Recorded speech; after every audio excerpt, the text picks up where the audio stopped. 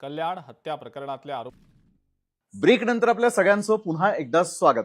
बरं दादा, पारंपरिक पद्धतीने आजपर्यंत शिक्षण पद्धती होती, त्यानंतर आधुनिक पद्धतीचा वापर करण्यात आला.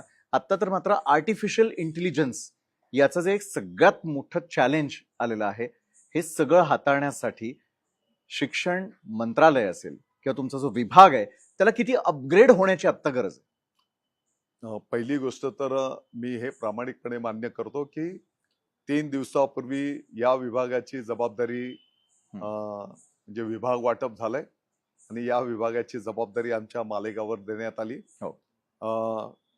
यापूर्वीच या मतदारसंघाच्या जनतेने जे आशीर्वाद दिले त्यांचा आभार दौरा आमचा सर्व पदाधिकाऱ्यांचा सुरू होता आणि मध्ये अधिवेशन मध्ये ब्रेक गेला आणि काही गावं जी राहिलेली होती तर त्या गावांचा आभार दौरा आता उद्याला पूर्ण होतोय आणि आभार दौरा पूर्ण झाला की 1-2 दिवसामध्ये जाऊन या विभागाचा पदभार स्वीकारणार आहे आणि सर्व अधिकारी महोदयांच्या माध्यमातून हा विभाग सर्व समजून घेणार आहे.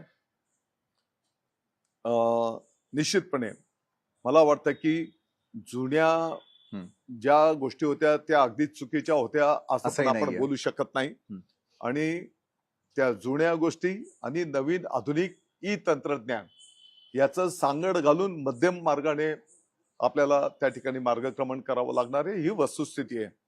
आपण पाहतो की लहान लहान जे अगदी ज्यांना 1-1.5 वर्षाचे लहान मुलं असतात ते सुद्धा आपल्यापेक्षा मोबाईल मध्ये सराईतपणे ते फंक्शन्स ते हँडल करतात की जे आता आपल्या सारख्याला म्हणजे माझ्या सारख्याला पण ते हँडल करता येत नाही.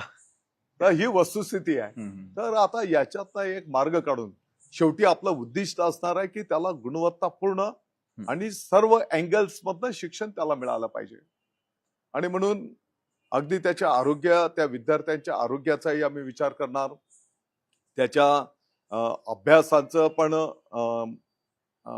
मूल्यांकन झालं पाहिजे त्याचाही आम्ही विचार करणार आणि त्याचं रेकॉर्ड ठेवता येईल का याचा पण आम्ही विचार करतो आहोत आणि त्याला ज्या ज्या क्षेत्रामध्ये त्याला आवड आहे त्या क्षेत्रामध्ये त्याला प्रोत्साहन कसं देता येईल या सर्व अँगल्स मधून.